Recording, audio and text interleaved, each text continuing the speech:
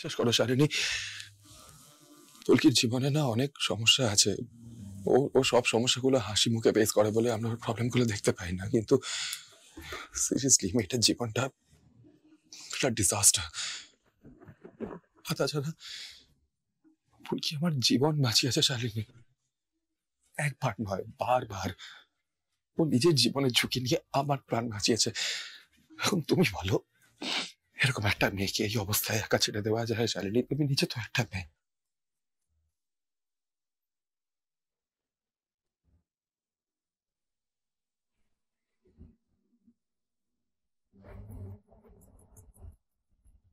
আমি ভাবতে পারছি না রোহিত,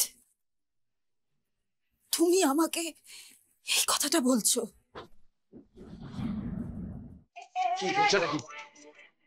নাচ গান হলো তো বাইরে, সব মেটেনি তোমার? চল বাইরে চলো। আরে স্যার, আমি তো আপনাকে ডাকতে এসেছি। খাবেন না? চলুন। আর ম্যাডাম, আপনি চলে আসেন। আরে দাঁড়াচ্ছেন কেন? চলুন চলুন। শালিনী, আমি তোমাকে কতটা ভালোবাসি সেটা আমি জানি, কিন্তু এই মুহূর্তে ফুলকিকে ছাড়া আমার পক্ষে সম্ভব না।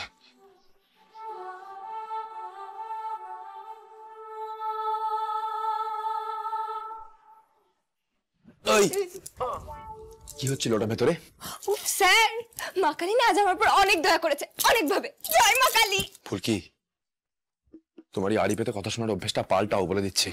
আরে বাবা স্যার, আমি আড়ি কই পাচ্ছিলাম? আমি তো আপনাকে খুঁজতে এসেছিলাম। তারপর যদি ম্যাডামের গলার স্বর আপনার গলার স্বর আমার কানে যায়, সেটাও কি আমার দোষ নাকি? বড্ড বেশি ফাজিল হয়ে গেছো তুমি। আমি না একটা সময় বুঝে পাই না তোমায় ঠিক কি শাস্তি দেওয়া উচিত। গাঁটটা মারা উচিত না কান বলা উচিত? বেশি পাকামো। চলো।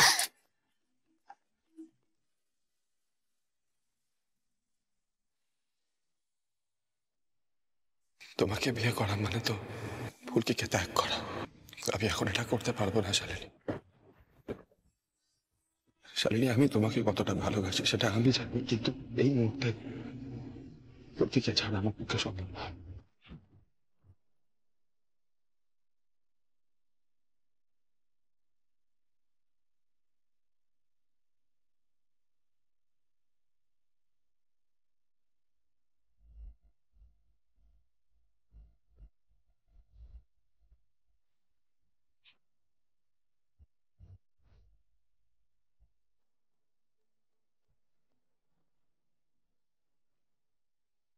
এই ছাড়। সরি সরি সরি, কি হয়েছে? ওদিকে কি ব্যাপার বলো তো? ওই ফুলকি রোহিত কিনে খাওয়া জায়গা গেল। আমি আর ছোট হতে পারছি না রুদ্রদা, আমি এক্ষুনি কলকাতায় চলে যাব। রোহিত আমার মুখের উপরে বলল যে ও ফুলকিকে ত্যাগ করতে পারবে না।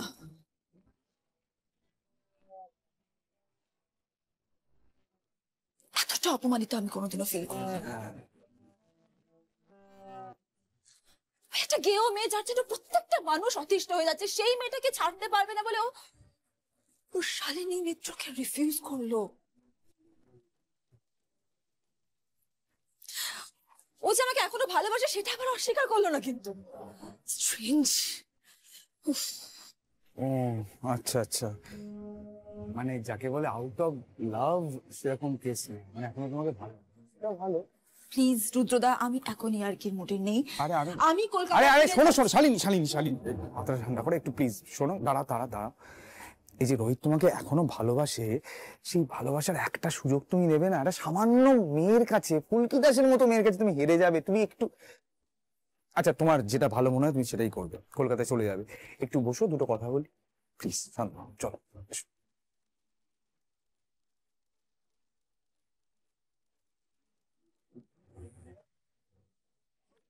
আমি বুঝতে পারছি শালিনী, তোমার খারাপ লেগেছে, সেটাই স্বাভাবিক, মানে লেগেছে। আমি আন্দাজ করেছিলাম এরকম কিছু হতে পারে।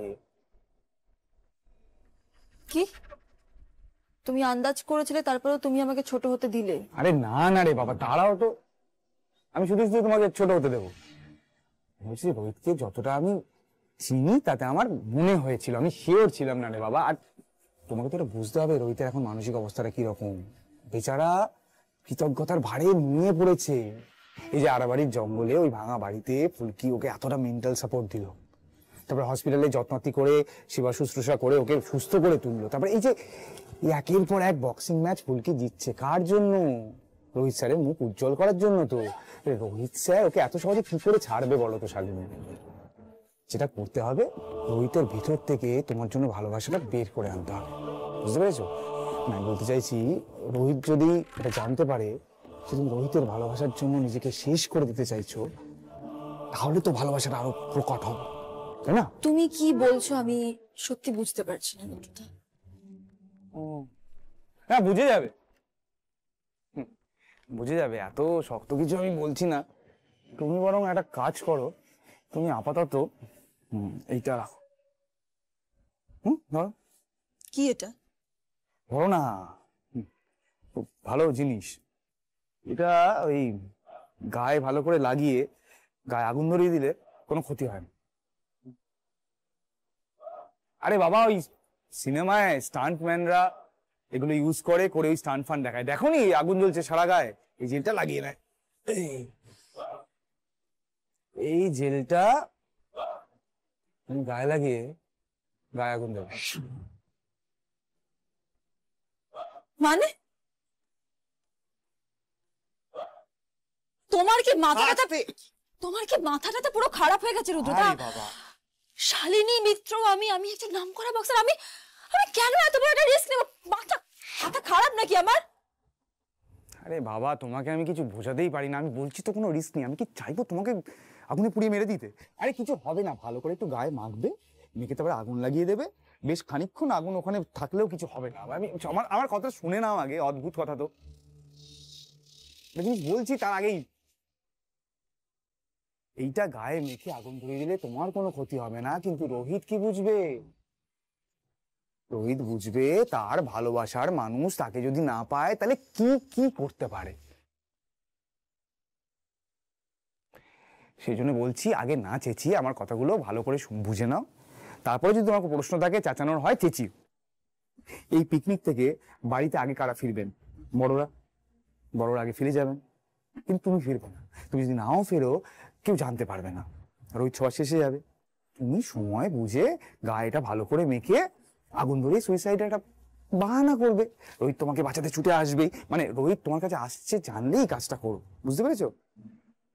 তারপরে রোহিত যখন তোমাকে ওই অবস্থায় দেখবে, তোমাকে আর কিছুতেই অবজ্ঞা করতে পারবে না, বুঝতে পেরেছো? তোমার কথায় উঠবে, তোমার কথায় বসবে। দেখো শালিনী, আমার কি মনে হয় জানো, এই ফুলকির মতো একটা সামান্য মেয়ের কাছে তোমার হেরে যাবার কোনো মানেই হয় না।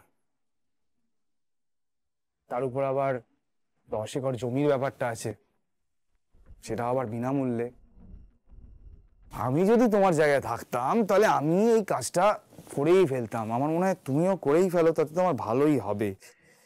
এখন আমি তো তোমাকে জোর করতে পারি না, বড় হয়েছো, বুঝতে শিখেছো, যা তোমার ভালো মনে হবে তুমি তাই করবে। চিন্তা করো না, ডাক্তার আমার সব ফিট করা আছে, মানে সবাই ঠিক টাইমে চলে আসবে, অসুবিধা কিছু হবে। কি বলছো? না বললে আমি চলে যাচ্ছি, আইল বি গন। শালিনী, আমি তোমাকে কতটা ভালোবাসি সেটা আমি জানি, কিন্তু এই মুহূর্তে ফুলকিকে ছাড়া আমার পক্ষে সম্ভব না।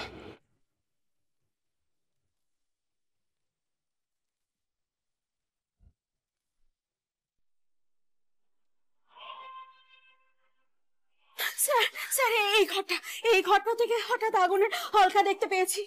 ঘরের ভিতর কেউ নেই তো, সবাই তো বাড়ি চলে গেছে। হ্যাঁ, এ তো শালিনীর গলার আওয়াজ।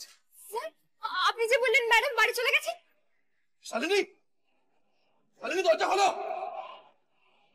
দাদা, এক্ষুনি দমকলকে ফোন কর, এক্ষুনি কর। কিন্তু আগুনটা লাগলো কিভাবে?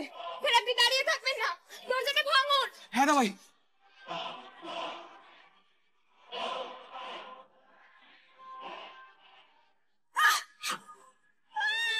শালিনী,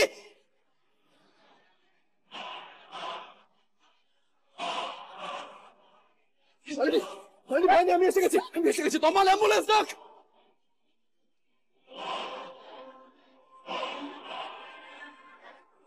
শালিনী, কি করে হলো এটা?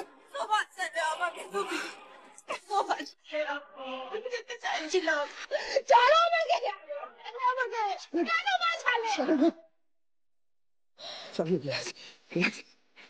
শালিনী, শালিনী, তোমার জানো তাড়াতাড়ি।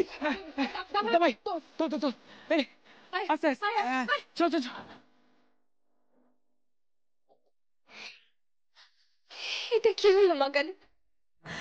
আমি শুধু এত আনন্দ করলাম, শেষে এসে এটা তুমি কি করলে?